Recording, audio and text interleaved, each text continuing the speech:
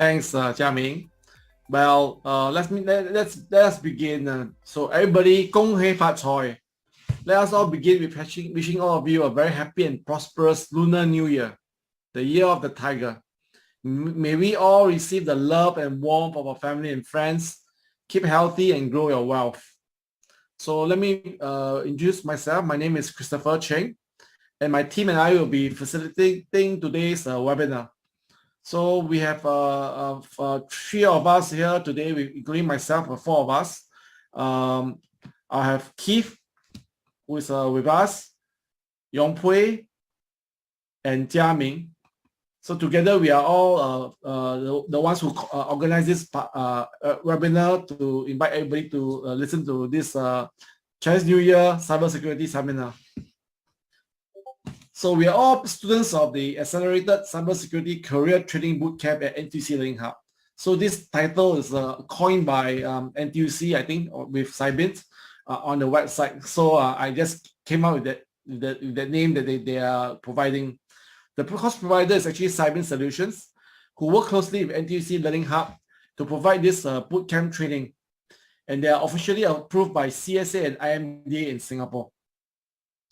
So a quick introduction. We'll actually start off with a quick video to give everyone a better idea of our course provider, Cybint.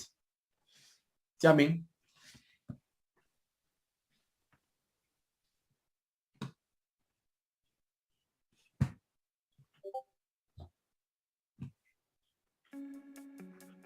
The most valuable resource on Earth is data.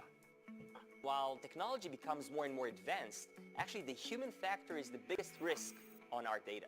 That's why cybersecurity is so important. It protects everything we do. Cybint is a global cyber education company. We have a commitment to reskilling the workforce and upskilling the industry in cybersecurity. It's a skill-based platform that provides learning, training, and simulation for multiple learning paths that we update constantly with new threats and new technologies. We developed Cybint to tackle two major problems, the skills gap and talent shortage. And Cybint collaborates globally with worldwide partners to help fill the need for all learners in cybersecurity. We work with higher ed in order to reskill people into entering the cyber industry, and we also work with corporations and organizations in order to upskill those that are already in the industry. It's not just about knowing cyber or understanding cyber. It's actually doing cyber. What's really unique about us is that we bring together the military-grade expertise, the industry leaders, and educational experts, and we combine all these into the best training possible. So our approach isn't theoretical, it's very practical. It comes from the field. Cybersecurity is a real-life issue. It is not an academic exercise. It's not something that happens in a certain context, localized. It's something that is global, and I'm confident that Cybint will be one of those companies that will actually help everyone to level up in cybersecurity. We really focus on this lifelong approach, addressing the challenges and needs of students and of professionals at the same time. So for us, it all comes back to the human factor. This is something we're all passionate about because it's about helping people get jobs, it's about helping people grow in their careers, and it's also about helping people stay safe. And that's what we're doing at Cybint. We're changing people's lives.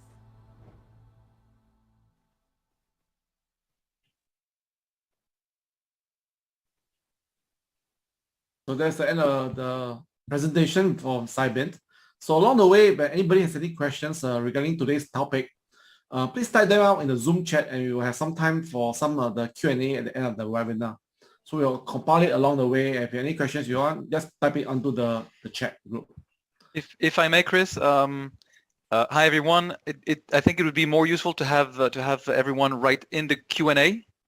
There's a special tab of Q&A. It's better to write there your questions so we can address them one by one more easily, and we can see we can do a follow-up of the question if that's okay. So if you have questions that you want to be addressed, make sure to write them in the Q&A that is right next to the button chat. Back to you, Chris. Sure, thanks. So welcome everybody, and today's webinar we call it Man and Machine versus Man and Machine, the role of artificial intelligence in cybersecurity. So why do we talk about this? With the internet being such a big part of our lives in work and personal lives, the number of cyber threats and attacks, security issues of data and financial theft, sabotage, and so on, across all public sector and private sector industries, machines are actually needed to help men in coping with the volume of online traffic and attacks more so than ever today. At the bootcamp, one of the areas we covered included machine learning and deep learning being applied in cybersecurity. From an industry standpoint, the roles of data scientists and cybersecurity professionals can be quite distinct, but at the same time, there are also overlaps and they work together in the applications of cybersecurity. With an increasing number of attacks on enterprises, online scams that are reported almost daily, and these are only the reported the cases, there's a lot of work to be done to further beef up cybersecurity. AI and deep learning is an important tool in cybersecurity, and today we invited two very experienced professionals, speakers who have been involved in both aspects throughout their professional lives. So let's welcome Chiman and Kai-Chin, who will be our expert panels at this webinar. Chiman and Kai-Chin, thanks for taking the time to spend with us and share your experiences. And we really hope to pick up your minds and your experience in this area as industry professionals. Also, we hope that you will inspire others by sharing your journey in this field to inspire others in the work that you do.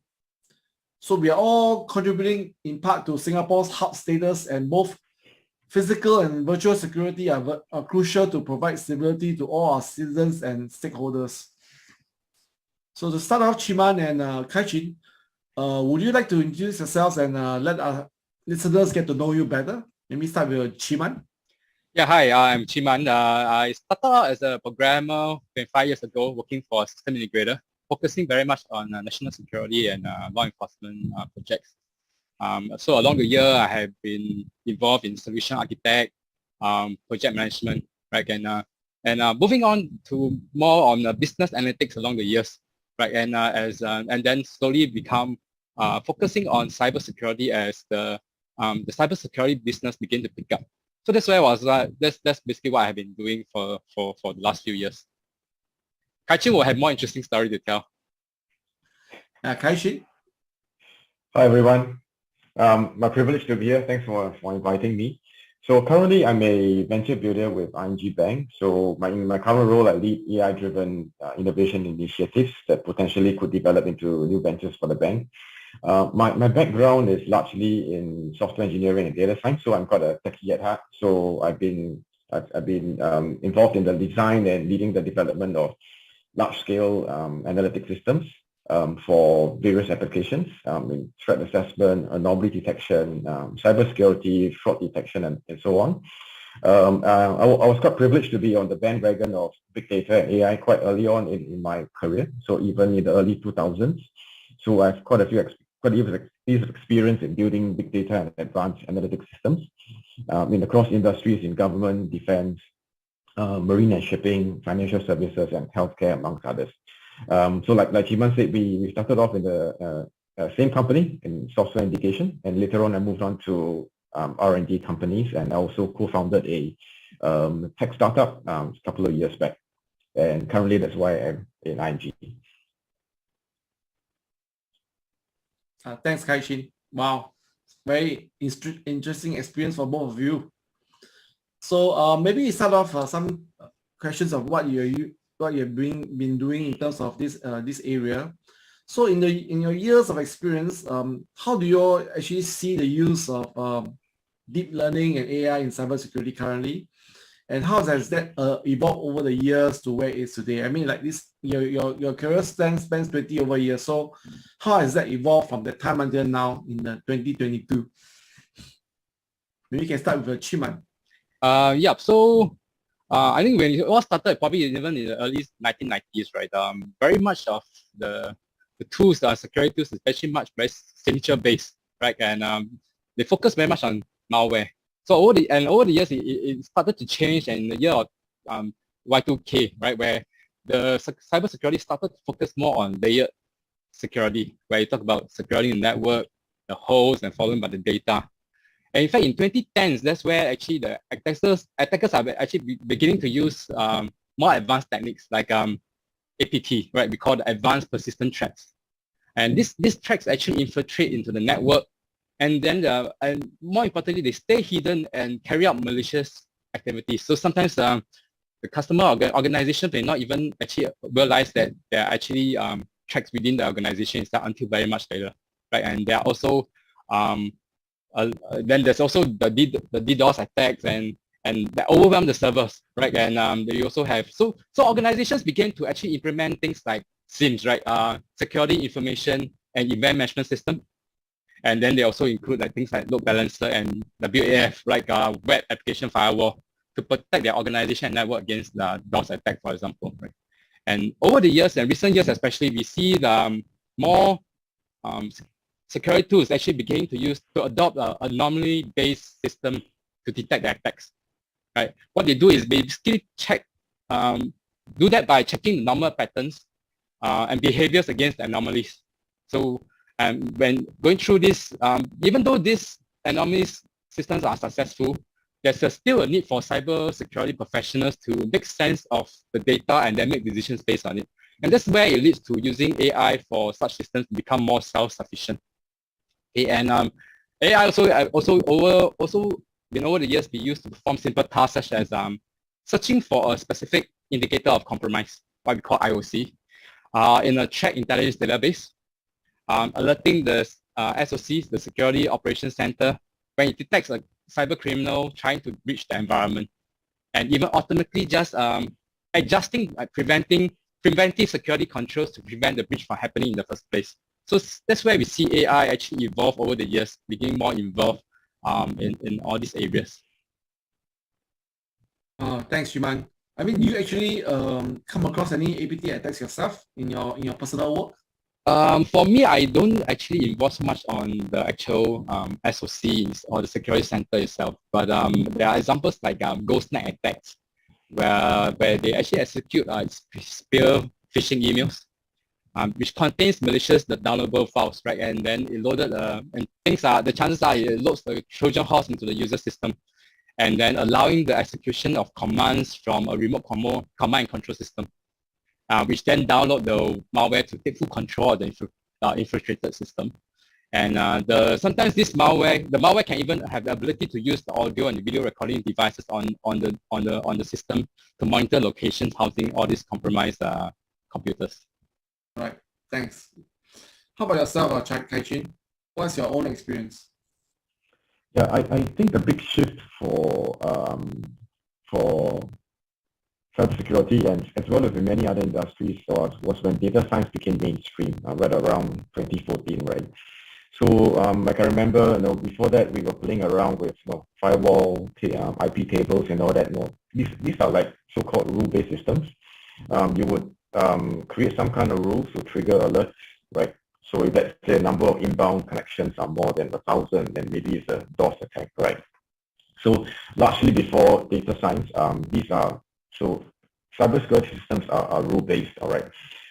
So the problem with that is that it's a simple logic. It's easy to define, but these rules were static, so someone had to change them manually, right? And this relied also on human expertise, right? Who's to say whether the threshold should be 1,000 or 990, right? So there are issues with that as well. There's lots of false alarms. And sometimes when there are too many false alarms, your security ops analysts or operators will just turn off the alarms, right? And another issue with rules are that over time you tend to accumulate thousands or tens of thousands of rules, and some of them become obsolete, so it's hard to maintain, right? So come 2014, when around that time when data science became more prevalent, so we introduced machine learning and various algorithms into cybersecurity. So the idea is to use statistics and machine learning algorithms to do that classification or detection, with the right confidence levels, right? And this automated the deployment of such rule of such thresholds itself, right? Beyond, so no longer you need human knowledge to tweak the threshold, but now you can adjust the threshold, get the system automatically adjust the threshold based on the data itself. So your model can learn from the data to decide what the right threshold should be, given that it's trained the right kind of data itself, right? I think that's one of the big shifts that happened. Right. So you're saying that the rules were actually it's very subjective, and now with machine learning and your AI stuff that you're using, it's become more objective and more data-based and statistical based, right? The way I understand it. Exactly. It's more data-driven, right? And with algorithms, it also allows you to do certain analysis and do certain triggering that would be humanly impossible to do so. For example, a usual exercise that goes through in tracing cyber attacks would be to trace from one log to another log to another log. So if we use the human to do that, it's going to be too labor intensive, right? So, but when algorithms came in, you can use graphing algorithms to traverse all these links, everything done in memory in the algorithm, so that you can narrow in on what are the potential compromise sources very quickly. Right. Thanks. That's very, very, very revealing. So I think following on from what you're saying, right, but in terms of the commonly your algorithms that you're using, so what do you think is suitable to use in this in cybersecurity solutions for your clients? I mean, could it be like neural networks, fuzzy logic, or random forest or whatever, many types of models. So what do you think? Which ones do you think are more suitable in the use of in this line of work? Any of you can chip in. Maybe let Kajin say first. Yeah. Okay, so I think algorithms generally you have two kinds of machine learning algorithms. You have the supervised learning and the unsupervised learning. So supervised learning algorithms, of course, the usual popular types are like neural networks, logistic regression, random forest, and all that. The idea is that you teach the algorithm to distinguish between two or more classes. So in cybersecurity, you want to distinguish between normal or threats, right? So that's what you want to do. So to do that, you have to feed the algorithm examples of what is a threat and what is normal, right? And after that, the algorithm can learn and continue to detect that automatically for incoming traffic. So that's how supervised learning works. And you have the other classes of machine learning algorithms like unsupervised learning. So this will be things like clustering, anomaly detection, self-organizing maps, and all that. So in this kind of learning, you tell the algo to not to detect whether it's threat or no threat, because it's unsupervised. You don't teach the algorithms what the labels are. But you tell the algorithm to maybe group similar data points together, right? Then after that, from the grouping, you make the assumption that the larger groups are probably normal, and the smaller outlier groups are probably abnormal or worthy of more investigation, right? So you would want to use both of these approach in cybersecurity, right? So how do you use them? So how would you use supervised learning? So if you have sufficient examples of how an attack takes place, let's say DOS attacks, you have recorded network traffic, then you would use, you would train your AI models on these examples of good and bad traffic, and hopefully your model can pick up incoming DOS attack as it is about to happen, right? So that's how you would apply supervised learning. How would you use unsupervised learning? So let's say it's a new attack, a zero-day attack. No one has ever seen it before. You are not able to find examples to train it. But what you can best do is to try to look at data on a regular basis, just like a security guard staring at traffic in a shopping mall on a day-to-day basis. Then over time, the algorithm figures out what is normal and what is probably not normal, and they can flag out things when abnormal things happen. So I think generally these two techniques can be used in tandem in cybersecurity. So of course, every technique has pros and cons, and at the end of the day, all ML, all machine learning techniques are tools. So humans still have to play a role in deciding what works and what doesn't work, and when it does work and all that, and to investigate and follow up on it. So you're saying that the human element can never be removed. Hopefully. Exactly.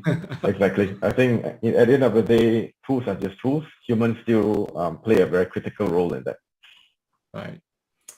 Yeah. Anything from Chima yourself? I mean, Kai-Chin probably covered like almost everything, right? So, but for me, I think most of the ones that I see commonly are actually more on like neural networks, which enable the computer to actually learn from observational data, which actually what Kai-Chin talked about in terms of like supervised learning, right? And what they can do is actually each node is actually being assigned a weight to its input to represent how correct or incorrect is relative to the operations being performed.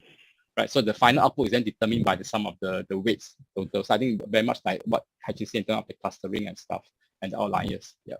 Yeah. So it's all about statistics and what you can gather from the data. Yeah. Okay, I understand. Well, I mean, for our audience here, it's quite a lot of technical information. So a general reminder, if you all have any questions in the that you want to ask and post to our panel experts, just put it on your Q&A section of the thing and write in what you want to ask them. Okay, moving on. So given what you have shared, I think I maybe repeating a bit of myself, but how do you see the role of cybersecurity professionals evolving and being complemented by AI, deep learning, machine learning in their work? Very much what Kai-Chin has said earlier, right? I mean, when we talk about AI technology, which can actually automate predictable and repetitive tasks, but their level of success in identifying whether unknown threats, right, and making decisions, I say, quite dependent on the quality of the data. So the data quality is actually quite important, and that's being fed into them, right? So and their ability to actually learn from their previous decisions. So for this reason, I think cybersecurity professionals will be less focused on monitoring of the alerts on the screen, but more organization will probably still need cybersecurity analysts, right, who will be involved in like maybe threat hunting, investigation process to analyze the threat data, provide professional insights, and then make decisions to how to respond to what they are seeing. And then also another important, probably another way that cybersecurity professionals can help is basically to train the AI and the machine learning based platforms, and to make sure that the data is being fed into them is actually good and clean data from which the platform actually can learn and then confidently operate. And with that, I think this allows the organizations to actually continue to be effective in a highly dynamic environment. And AI can help us to keep pace with the evolving threats and the challenges of securing increasingly complex IT infrastructure.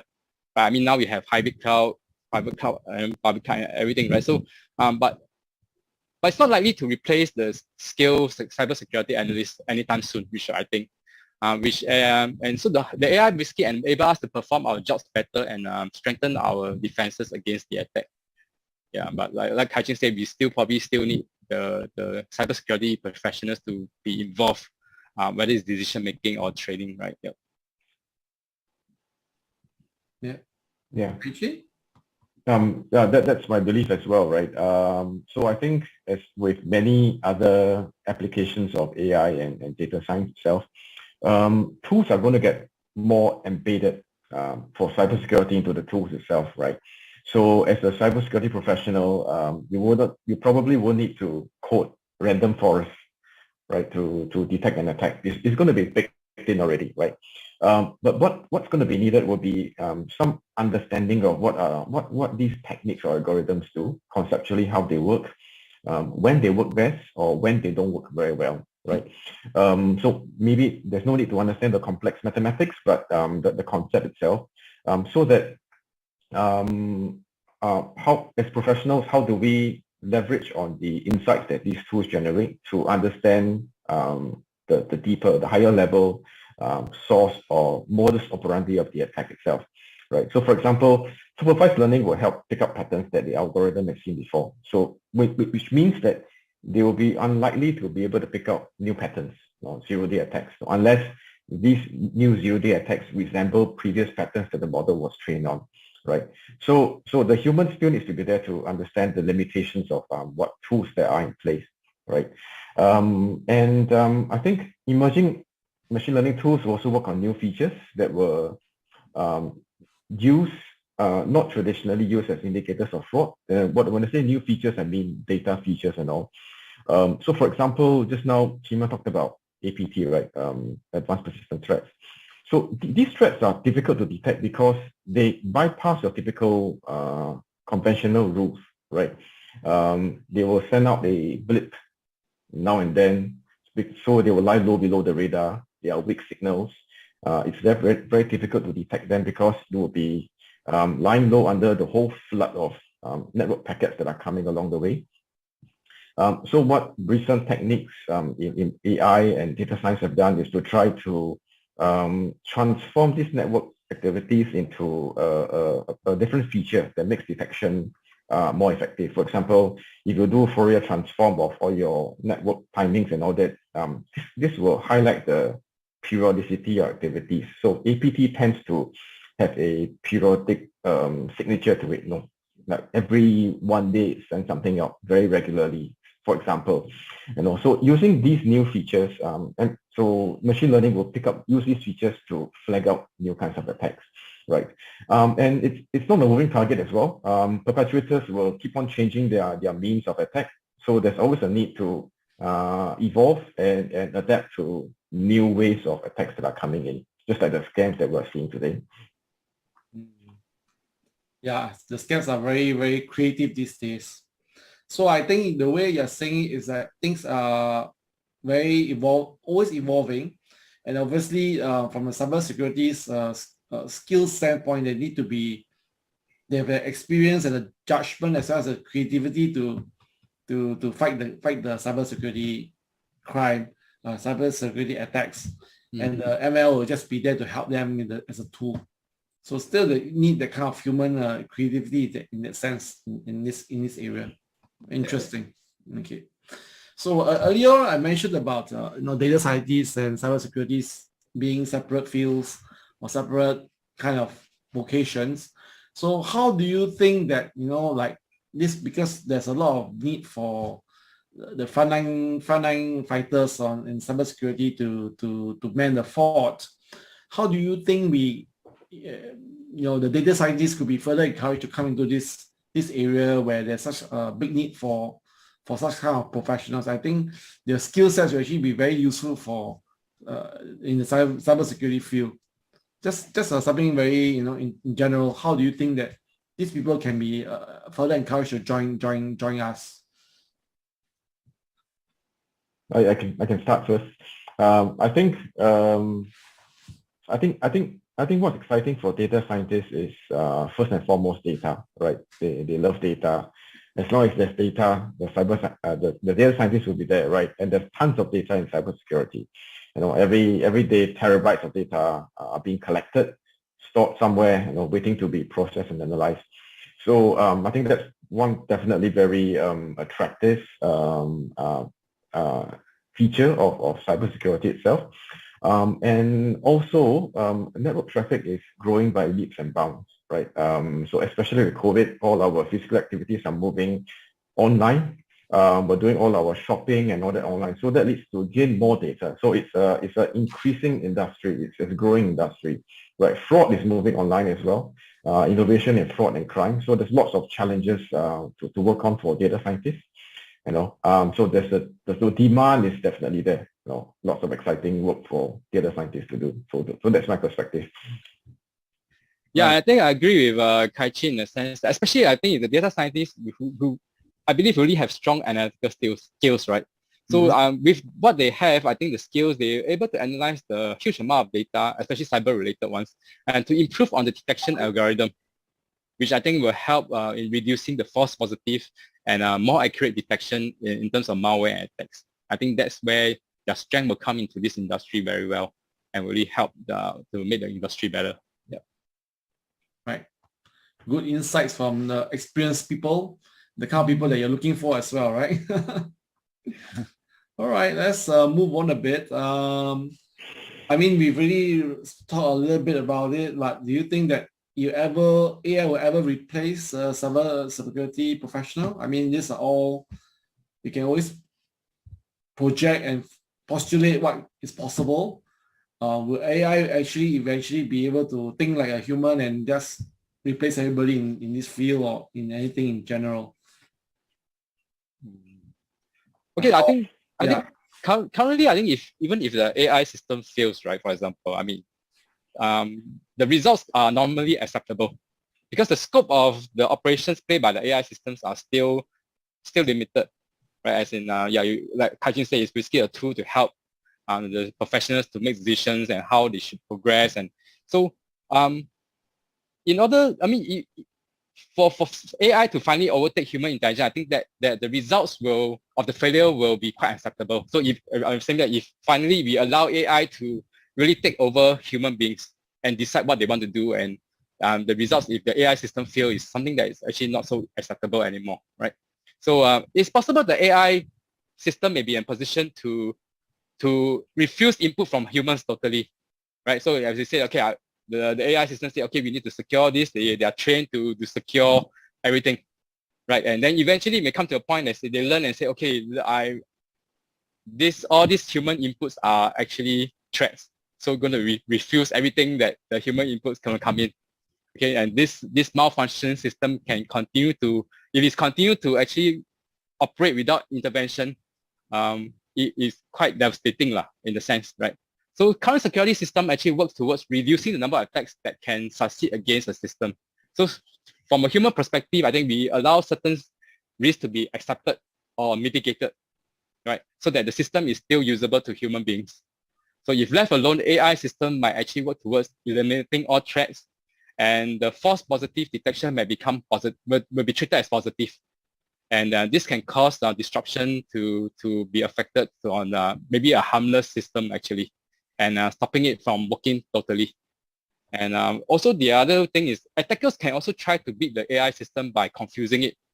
So they might actually infiltrate the AI training system with bad data sets, and then that actually affect the knowledge acquired by the AI-backed security system. Right. Yeah. So there's a half yes answer. What about Kaijin? What's your answer? What do you think about it? Yeah, I think my position is definitely that humans are still needed. If AI systems are so effective and self-learning, why do we still continue to see successful fraud and successful scams, right? Because on the other side, human ingenuity has gotten around whatever the tools we have in place. So similarly, we need human ingenuity on the good side, right, to fight back, using the tools that we have. So what I think is that so all the tools that we have, whether it's AI, machine learning, they are simply tools. We design these tools to work beyond a certain boundary or conditions, right? And when the conditions are compromised, the tool will fail, right? So the humans still need, so we need the humans to work with in tandem with this machine learning, understand these tools, when they work, when they don't work, right? So it's always, it's like when the analyst sees a dashboard of flashing lights and and indicators and all that, those flashing lights or those dashboard is not the truth. The truth is what's behind that dashboard. So we still need humans to look at the flashing lights and try to perceive what is the actual truth, what's happening behind the scenes, right? So tools are just a means to uncover what's happening there. So there is this famous 3 Mile Island accident that has been often cited as an example of the failure between human and maybe computer interfaces that could lead to catastrophic results, when humans don't understand the tools that they are working well with, right? So so definitely there's a need for humans in place itself. So of course today we're all talking about AI in terms of narrow AI. So conceptually there's narrow AI and general AI. All the tools that we've seen today, machine learning, neural networks, they're all lumped under narrow AI. General AI is a conceptual term where AI becomes able to progress expand beyond their boundary and potentially know machines better than us. But it's not here yet. So I think in the meantime, humans are still needed, definitely.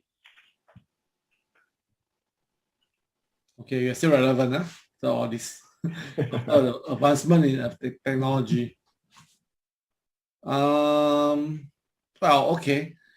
let's move on to something more specific in the areas of malware, for example. Then do you think that AI machines can also self-learn and spot future malwares from without prior training? Is that even possible? I mean, because they can recognize the codes and things like that. Would they even be able to recognize these things happening in the context of threats to the systems that they have? So I think Kai-Chin actually mentioned about supervised learning and unsupervised learning earlier, right? So I think supervised learning probably is more commonly used, and maybe so unsupervised learning is probably possible after a lot of semi-supervised learning. But it's unlikely that the AI can spot future malwares without prior learning. That's why I think maybe Kai-Chin has something different to say.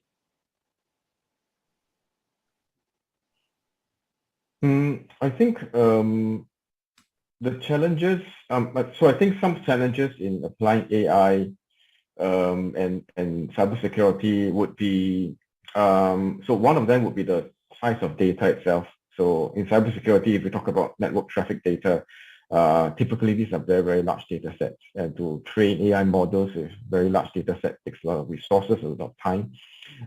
So there is a computing challenge there. Right. So therefore, being able to address that with scalable machine learning platforms, massively scalable ones, are very important.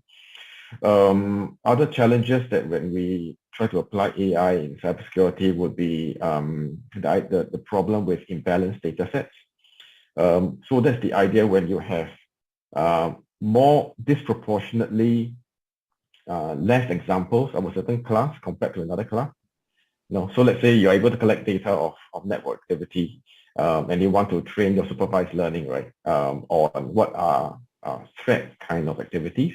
You're going to have a lot less examples of threat activities because they occur so infrequently, and that's going to cause problems for your training and all that. So these are all like data science problems that are being actively researched upon and how to overcome that.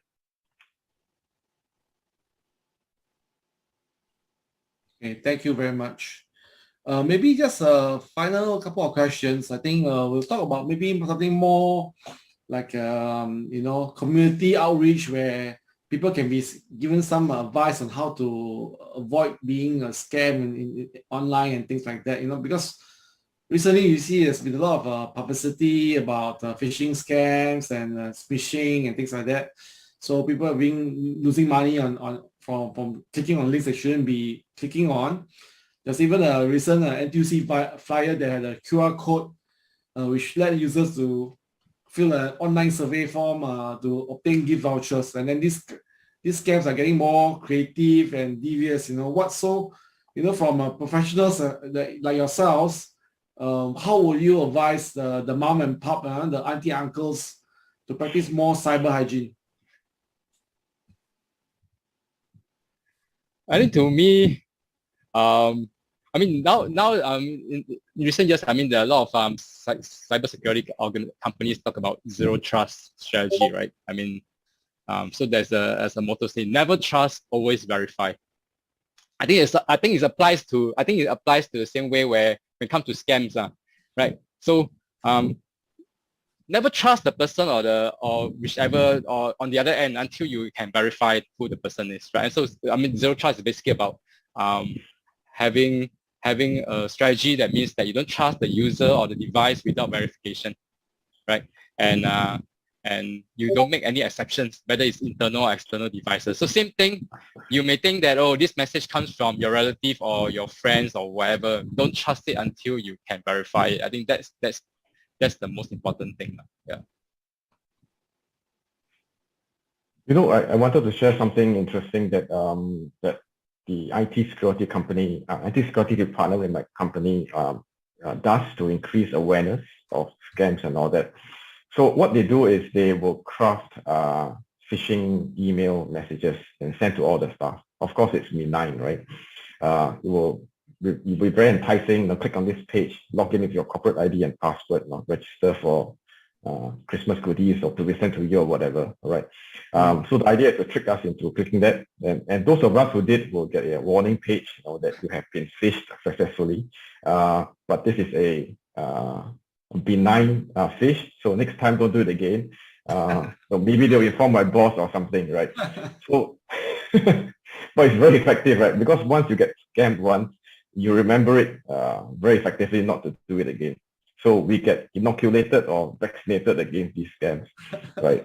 Just like we are going through all our vaccinations these days. So in a sense, our minds are like a machine learning model, right? If you don't train it with positive examples in a safe way, then we will not be properly trained. So I think that's something interesting that we can think about. How can we do something similar to inoculate our population against scams? So it is really a serious problem right now. So are you suggesting that we do it at a national level where the government or somebody Perhaps. in the agency can come with a program and educate the people on the street, right? Yeah. I mean, you'd rather be embarrassed once and after that be protected for a longer time. Okay. So I think we have more or less come on to some of the questions that we want to ask you and get your experiences. So maybe I think we're going to move on to the Q&A after this. But before that, I think NTUC Learning Hub have some things to say. So maybe I'll leave it to them to continue for now. Yeah, hi. Yeah, thanks a lot, Christopher and Chiman, as well as Kai Chin. This is James from NTUC. It's very heartwarming to hear so much stuff that's going on in the realm of cybersecurity, right? And I believe all of you are really interested in getting yourself equipped with the right knowledge and the skill sets. So I'll probably just take 2 minutes to share with you guys. We have 2 Cybin courses that's funded by IBF.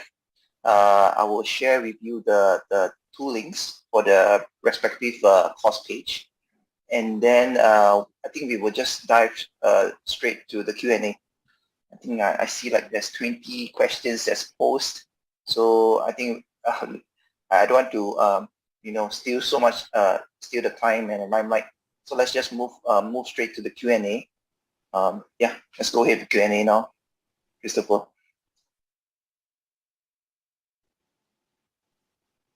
Okay, thanks. Well, I think some interesting questions out there. There's one question that we just supposed to ask, and the question is this: with rapid change in business and technology, how does cybersecurity keep pace with that? How to make it more proactive rather than reactive? Is it even possible? So some question that somebody posed, and any of you can go ahead and answer. I think generally speaking, we are not starting from scratch today, compared to many years back.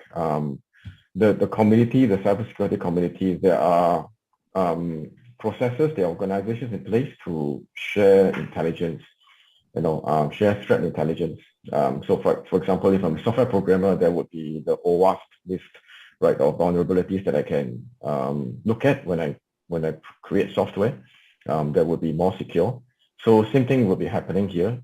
So I think we can leverage on all these community efforts to share intelligence and knowledge about attackers. And I think the idea is how we can proliferate such knowledge more effectively among the industry. Yeah, I think I agree with Kai Chin in the sense that there are also frameworks that's actually available. So that when you're really going to develop an infrastructure, deploy a certain infrastructure, do SecOps related stuff, right? I mean, there's framework for you to have a best practice so that you can actually be in line with what is the right thing to do. And also, I mean, with all the, I think the sharing of the threat information is actually important. I mean, so they have like we have open source threat intelligence database that tells you that, okay, what are the common threats against certain organizations right now. And for example, you are talking about, for example, your organization is a bank or finance-related industry, then those threats that is targeting all these organizations will be of interest to you, and then you can actually look at it, be alert or aware of them, and start looking at your own organization's defense and see whether those threats will be actually affecting you even before the attacks come to you. Yeah. Interesting. So you're saying that there'll be more like a kind of cooperative, community-led kind of defense against whatever is out there in the world, right? Yep. So everybody will help each other and not just look at your own organization, but share the information among each other, and then we form a community to protect ourselves against these threats. Very, very interesting. Another question somebody is asking, so what about the security itself of the AI systems itself? Can the AI be able to be self-secure?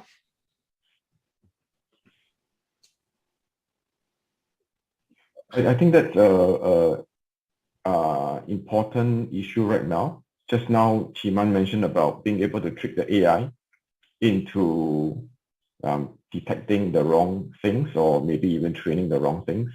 I think there's definitely this vulnerability itself. There's been quite a bit of research, for example, of attacks on maybe image detection algorithms, how to trick them into or fool them into classifying the wrong face and all that. So I think this is an area of active research as well, right? So we have all your AI models that are getting more effective at detecting threats, but how safe are they from biases? How safe are they from attacks by external parties? You know, so I think even the process involved in training and deploying AI models has to be looked at, right? How do we ensure that the data that comes in to train such AI models are properly secured, and that no one unauthorized attacks can come in through this path?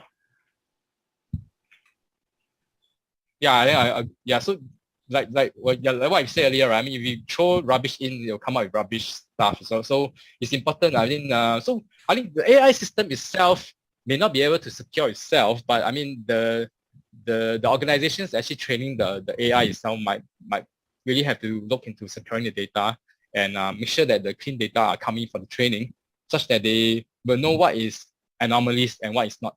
So I mean, you have to have a normalized baseline which they can work on, such that anything else outside that boundary is something that's abnormal. But if you throw in things that is all over the place, it's actually difficult for the AI to actually also learn what is normal and what is not normal, and then your anomaly-based detection system may not really work that well, especially. And worst case sometimes is that you throw in so many things that they actually throw a lot of false positives, right. And actually that can actually cost you more time to look at it, and actually allow you and cause you to miss the things that are actually real in the sense. So that's actually also important. Yeah.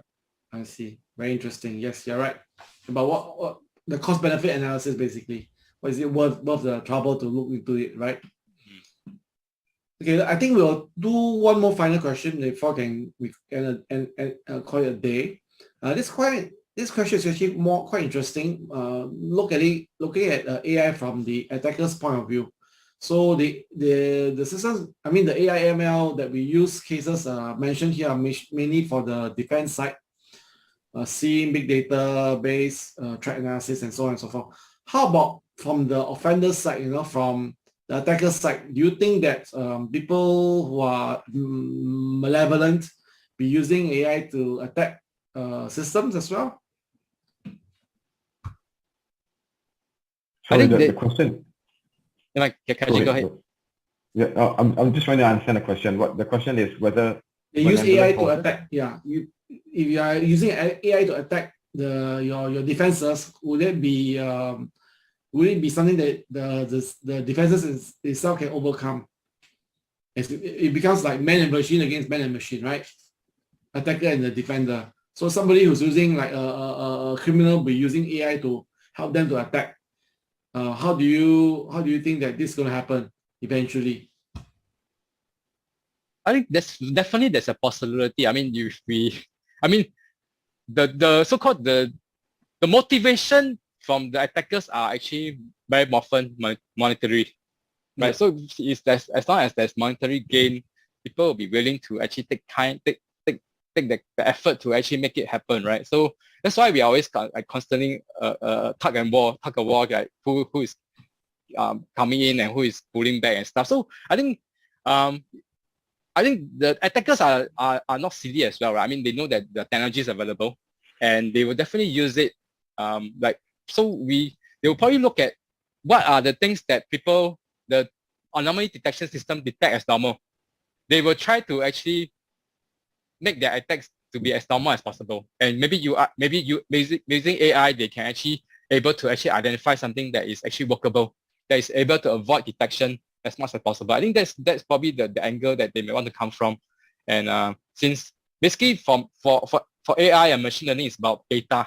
So whichever you can actually, so the attackers can actually feed them data that is what the so-called legitimate system will be able to detect, and they also find out outliers, and so they will avoid using attacks that is actually very much out of the norm, and that maybe help them to have a higher rate of success. Yeah, same thing. I think that's definitely very possible. The tools that we have access to, the perpetuators also have access to, right? So for example, they could use genetic algorithms or similar algorithms to try to probe, permutate different ways of penetrating a system, and finally find a particular sequence or entry point that works itself. So definitely that's very possible. So it's always an arms race, right, between the perpetuators and the cybersecurity professionals. Okay. Okay, this is more for this question is more for Learning Hub and maybe Cybin, right? So they are asking as a question, very interesting. What's the percentage of ratio between male and female cybersecurity professionals? Wow, this is a well, it's quite a tough question to answer. Maybe Jonathan, you want to try this, please? Sure. So I actually responded to that question by writing, saying that like in many IT fields, we still have we have more men than women. But I can tell you from doing hundreds of interviews that oftentimes there are a lot of applicants to the boot camps who are men who are not really legitimate, who think, I'm passing by, I think I'm going to be good, I'm here, why not? And most of the women who apply are very legitimate. Oftentimes they have the imposter syndromes, like, why me? So women do apply if it's relevant. Right now there is no bootcamp upcoming in the coming weeks, but generally speaking, do not be scared. You are legitimate. We are, and the more diversity in cybersecurity teams, and the better functioning, because it's more creativity, more. So don't be scared. Yes, at the beginning you might feel that you are outnumbered. In the current cohort, we are in the cohort 3 out of 12 trainees. We have only 2 women, and they're outstanding. And one of them is right here, Yong Pui, helping organizing this webinar. And both of them are outstanding. So don't be scared. It's not because you're a woman that you're less legitimate. The contrary is the truth. Excellent. Thanks, Jonathan. Yeah. So I think before we, in like what John said, any parting words from both Chi Man and Kai Chin for potential new recruits or people who want to come into this industry? Could you have some final thoughts and parting words for them? So like in the cybersecurity world, I mean, things are constantly evolving, right? So I think for cybersecurity, even for myself, I think it's good to learn as much as we can, picking up new skills, and don't stop trying to learn new things. And then important also to share as much as you can, share with the community, as we mentioned earlier, right? I mean, sharing of the track that's been attacked upon, and sharing the community not only get us better by learning from one another, right? And finally, do as much as you can for the cyber security world, without sacrificing your family time and spending time with your loved ones. I think that's important. Especially, I mean, a lot of people realize that in COVID, right? And I think I watched this movie in Netflix, right, called Don't Look Up. Not sure whether you'll catch it. Yes. So I think when the world comes to an end, when it's really out of your control, all that you really want is basically your family and your loved ones by your side. So I think that's the idea. Learn as much as you can, share as much as you can, do as much as you can, but also spend time with your family. Yep. Kai Chin? I think for me, I like to opine that this getting involved in cybersecurity, I think it's a worthwhile investment. I'm not paid by NTUC Learning Hub to say that. But I think given the fact that the world is increasingly being digitalized, and Singapore is trying to position itself as a hub, for a data hub, information hub, financial hub. So with a lot of critical, so data is part of the critical infrastructure for Singapore itself. So definitely expertise to secure this foundation is definitely needed to align to Singapore's ambitions itself. So I think everyone here is definitely the right place that we're going to play a very important role going forward. So that's my personal opinion. Thank you so much, both of you. I think before we end off, any parting words from, let's say, Jonathan as well. Jonathan, do you have anything to say to us? Yeah. Our facilitator. First of all, I'm really impressed by the wisdom and the experience that Chiman and Kai-Chin have shared with us today. It's very interesting to get this level of connection with the industry, with people who work in that field, and two very cutting edge industries that are coming together for the benefit of our societies. And it was very interesting to learn from you too. And all I have to say is that I'm really moved to see four of my trainees coming up and thinking, okay, how am I doing? What can I do to share my learnings, to share my contacts, my learnings, my newly found passion with the community. Exactly what Chiman and Kai-Chin you were talking about sharing, having more people on board in this task that we all need to chip in for everyone to be safer. And that's exactly the mindset that Jiaming, Keith, Yongpui, and Christopher have had to organize this webinar and share great knowledge and great insight with the community. And we've had 150 participants today, and I think everyone really enjoyed this. And really kudos to you four, and thank you for LHub to allow this to happen. And thank you very much to Chiman and Kai-Chin to agree to share with us all their knowledge and experience. Thank you so much, all of you, right? Chiman, Kai-Chin, taking your time to share with us. I think your expertise, your knowledge, and your experience is really much appreciated and gives a lot of insights to people who are in this field or also looking to take the plunge into this cybersecurity space. So I think with that, I think we all really extend our gratitude to what you have spent your time to help us. And with that, I think we will conclude our Man and Machine webinar. So everybody have a good year ahead and a happy Tyler year. Thank you.